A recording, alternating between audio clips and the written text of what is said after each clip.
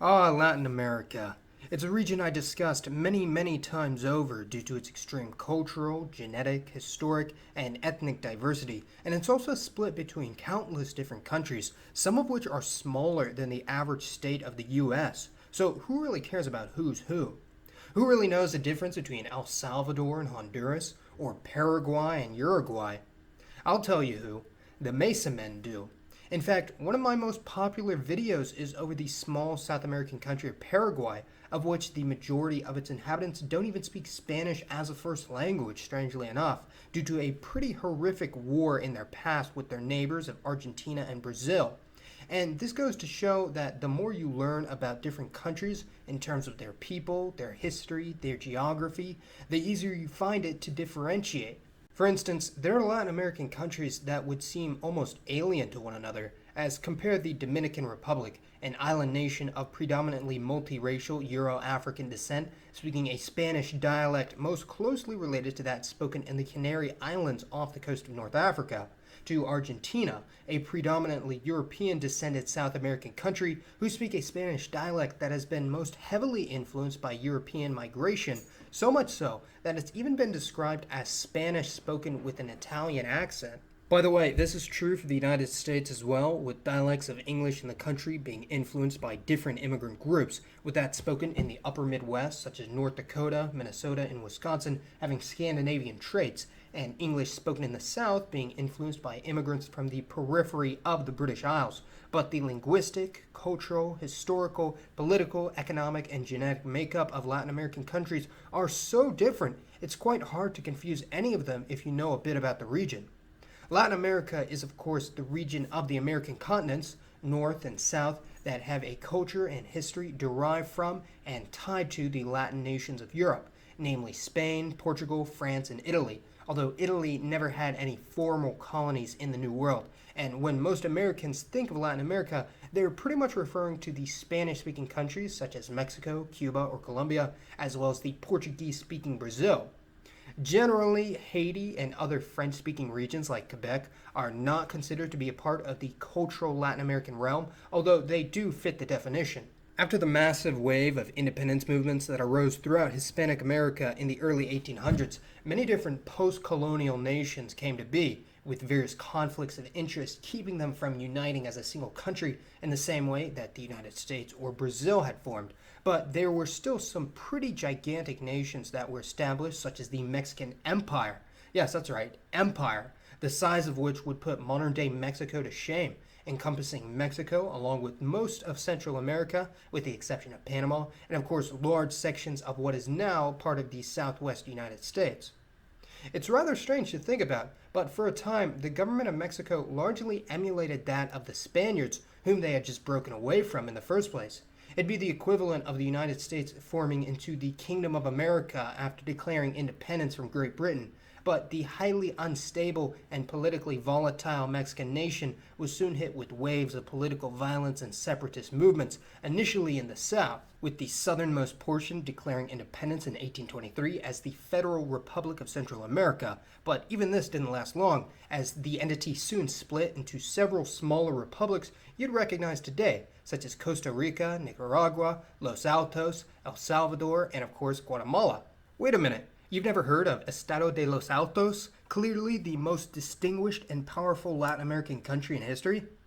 Well, other than totally not sounding like a fictional city out of GTA, Los Altos was a bit strange, being formed from parts of Guatemala and southern Mexico, and in total only lasted a little over 2 years before being forcibly annexed by Guatemala once more, although they did briefly declare independence once more in 1848, only to be annexed once again after just a year. Worth noting is that during the formation of the original Federal Republic of Central America, there was a pretty small territory in the south known as Nicoya, which was split between becoming independent or joining, and was eventually annexed to Costa Rica, making up the northwesternmost portion of the country. Although Central America would never again federate into a single larger nation after the fall of the Federal Republic, you did have many attempts at such as the very brief union between El Salvador, Honduras, and Nicaragua, known as the Federation of Central America, that literally lasted 1 month. But hey, in case you're wondering why their flags all look so similar,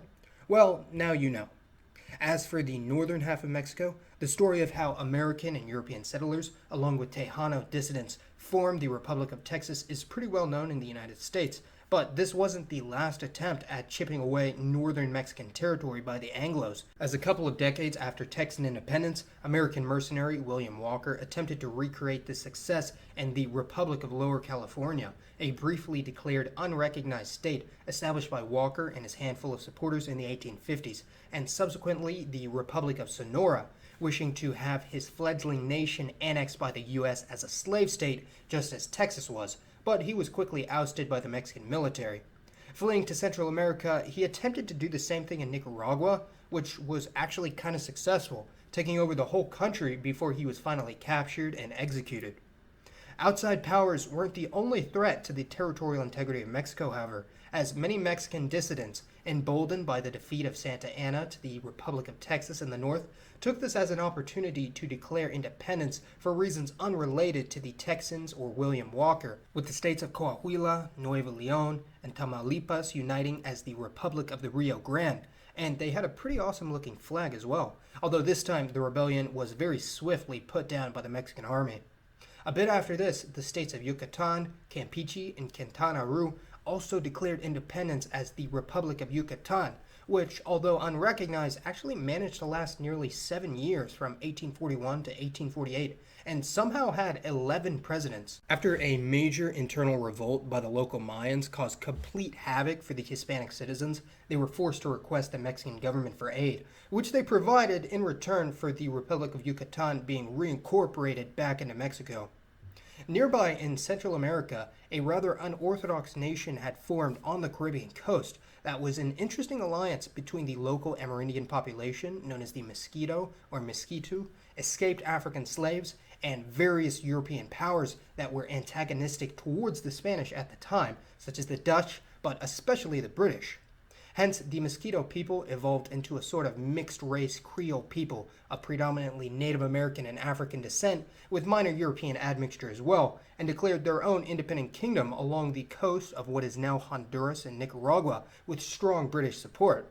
Although unrecognized and claimed by most of its neighbors, the Mosquito Kingdom actually lasted well into the 20th century, making it one of the few countries here to hold out so long. And for this reason, the Mosquito people have a very distinct culture when compared to other Central Americans, with the southern half being annexed by Nicaragua in 1894, and the northern half actually not formally being incorporated into Honduras until 1960, lasting over 200 years.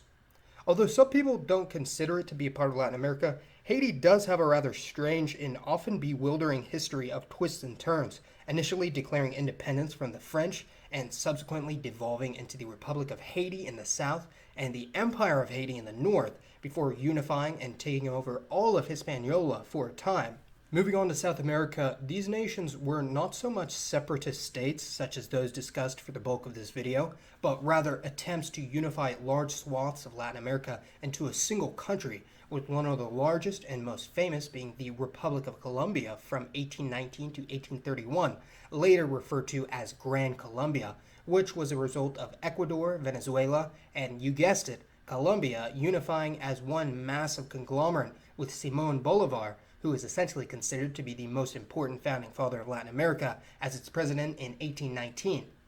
So it is rather strange to think about, but for a time, Mexico and Colombia actually used to share a border in Central America, as Panama was actually a part of Colombia at this time, and the United States and Brazil were technically only 2 countries away from each other. But alas, this situation didn't last forever, as internal political conflicts would see the gigantic nation dissolve into Venezuela, Ecuador, and the Republic of New Granada. And it actually wasn't until 1863 that Colombia had even adopted the name Colombia. And once again, in case you're wondering, yes, this is why the flags all look so similar. Now, interestingly, there is one more mammoth country that did exist in Latin America, which was more of an alliance between separate entities rather than a unified nation, similar to the United Kingdom, which was a result of the unification of Peru and Bolivia under the Peru-Bolivia Confederation, which actually contained portions of modern-day Brazil, Chile, and Ecuador as well.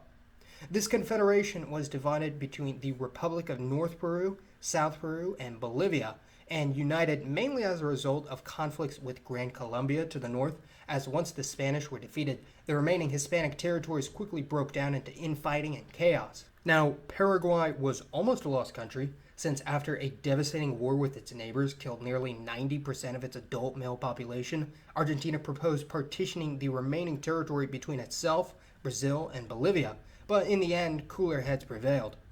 Additionally, there were many cases where European powers attempted to create new colonies in what is now Latin America, such as when the British tried and failed to conquer Argentina from the Spanish and establish their own colony there, or when the Spaniards sold a large section of what is now Venezuela to the Germans, with the fledgling colony of Klein Venedig, or Little Venice, pretty quickly falling apart due to the settlers being extraordinarily unprepared for this new environment. There was also an attempt at a Scottish colony in Panama, which was quickly destroyed by the surrounding Spaniards, and a small chunk of northeast Brazil that was conquered by the Netherlands that obtained over 80,000 Dutch settlers, many of whom stayed behind in Brazil after the region was reconquered, with many in northeast Brazil having Dutch roots to this day.